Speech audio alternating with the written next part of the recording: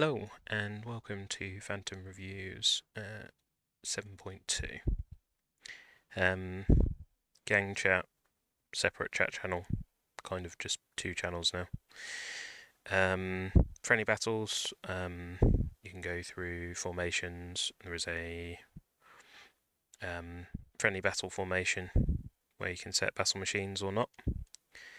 You can't even edit the name of it, just in case anyone was wondering where it has disappeared to or anything. It's always top left. That's great. Saves us from having to faff with cigar fights and it not refreshing. There is smuggling docks only available weekdays, Monday to Friday, except not all of Monday and Friday. I'm split on that one. I like the idea that it's not available 24/7, although I'd actually prefer it the other way around, where I have more time to play on the weekend and less time during the week. But steps in the right direction is always a positive thing, even if it doesn't suit me personally. The right idea behind it. The improved protection mechanism is still new. I've seen a lot of people not so happy with it. You get these fancy shields around resources, but you no longer get the protection of your minimum 2 resources or 3 with a pass. So that's a big deal. Personally, I don't think it's better. In some ways it's better, but because it's random, it doesn't feel very good, and the time is still quite short on it, so you still got to be quick. The improved scan mechanism with gang member block and more is very vague. No idea. I haven't done enough scans to know or notice any difference. The helper mechanism with easier access. Again, I haven't actually played with much, but I think I know what that might be. Let's see if I can go and help someone. Let's go to dock assistance and see if I can go. So I've clicked on the level 10 oil. Let's see if I can help the non. So you can see these big shiny shields. So I can't click on the resources that aren't, so I don't really know how that's any easier than before.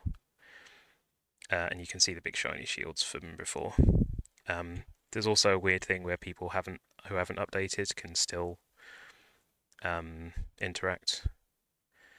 Oh, here goes my it crashing still. Oh, there's a good aside. They still haven't fixed that. There we go. So when this loads back up, I'll carry on. Nothing happened. It's all fine. But the thing I was referring to is that gang members can no longer steal from you, which is actually a bad thing. Now, people voted for it in Discord to say that they wanted that to be removed, but it means now that it's more awkward to help people because you can only help, and especially with the help limit for people who haven't got the pass, it's very limited. Whereas the organisation to hold resources was fun and comparatively more rewarding. But again, it is what it is. At least they're trying to change things, and it was voted in that way, so can't really complain. The reworked battle machines is a big one. The HP and fight power calculations are all displayed in the workshop. So you can see here, it's of the strongest capo. I'll leave it up a little longer now. And it's static before the start of combat, so things like tents, passive, HP buff doesn't affect it. But you can see here that this is 15, 85, 85. But the legendary ones is 20, 70, 70, and the mythical one is 30, 50, 50. So it does mean that they have nerfed the mythical and legendary compared to the epic ones, and as you can see on screen, my preference of which ones I think are better by the fact I've leveled up the epic ones. So that's going to be interesting. As far as balance, it will take some time to come out. I'll also show them Machine Fight Shop because they said they're updating it to monthly. I assume that might take effect on the refresh. We shall see. where was I? Oh, so the idea that they've changed it is big because it can now die because it has HP. It's still not affected by skills. Still isn't directly targetable because it's only damaged through that damage share. But it means, especially with the mythical machine that just seemed to be there forever doing tons of damage, now it will actually die in a sensible amount of time in combat. Does mean that the infinite healing ambulance is gone, which kind of why I was leveling up the ambulance. I guess in some ways I'm slightly unhappy at that change because I thought that was fun and an interesting counter strategy, but I guess it's a better balance thing because it pushes more towards the skills, which is the whole point of them. Probably a direct buff to things like the bus that didn't have that longevity. So the one-off shield and extra fight power over the short burst is better. All of the damage ones are sort of better in that way. So yeah, but again, even if it isn't the personal preferred solution, at least they're taking steps in the right direction. Gabriel Dominguez Shards added completionist award box. Doesn't really worry me because the weekend events don't really push the top of the leaderboard, and because I can never remember his name, that's Boxer. What else have we got? Dock permit can now be sent as friendly gift. The long story short there, I think the smuggling dock pass is completely useless. After this first month, having it on one account and not having it on the other, it has been a boost, and especially the +5 to help limit is really useful. But my account without it, whilst behind, also has less time spent in it. So not being that far behind, it really isn't worth it. And I think it's most impactful early, where that extra 1 grunt is a huge percentage. You know, you go from 3 to 4, versus now where we're talking I've got 7. So 7 to 8 isn't as impactful. Because you can still split them for 3, probably 4/4's better, but it's not like a huge deal. They also did double the all of the rewards again, so it's a big buff there.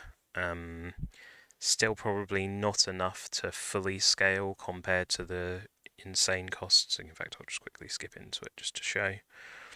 So the upgrade cost for me here is 46k pink, is probably more achievable, and I've currently got the Tanzanite, but for example, there's 5k there, there's another 9k there, and 13k there, so 30k, and I haven't got 30k yet. So even though they've just doubled the income, probably the limiting factor is still going to be Tanzanite, and that's before you get to the next level with the next ones. And yeah, so for example, this is 13k. I really don't want to spend that 13k because it's basically everything I've got and then limits me on my other choices. So it's kind of fine that that's the limiting factor, but it puts the emphasis on boxes over anything else. Pink's still going to be something fought over at least for a while. They also increased the bolt limit weekly from daily, which again, with the sort of idea that it's only Monday to Friday, is kind of again a buff, because once you've cleared out your bolts you can just forget about them. Again, it just means there's going to be lots of bolts left lying around for people to come and collect, which is again kind of fine. Again, probably a step in the right direction, even if again not the ideal solution. That's not what I meant to click.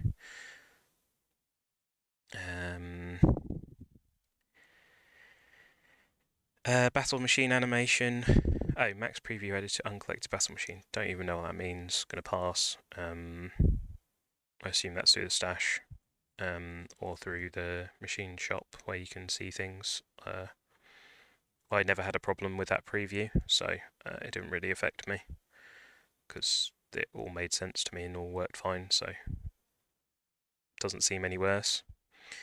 And then the final one, which is absolutely fantastic, is you can turn off the battle machine animation. So avatar settings, icon function. Settings, icon and function, preferences, turn off that animation. By default it's on, I'd already turned it off. And that's so much better. Let's just go into machine flight so we can see the animations off. Just revel in it for a second where they trigger and it doesn't just blind you. I'm so glad that that's actually come through in this patch. And you can see my ambulance dying and the drill living.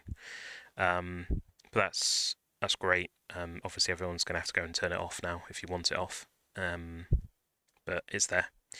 Cool. Well, that's been my not so quick recap. Cheers.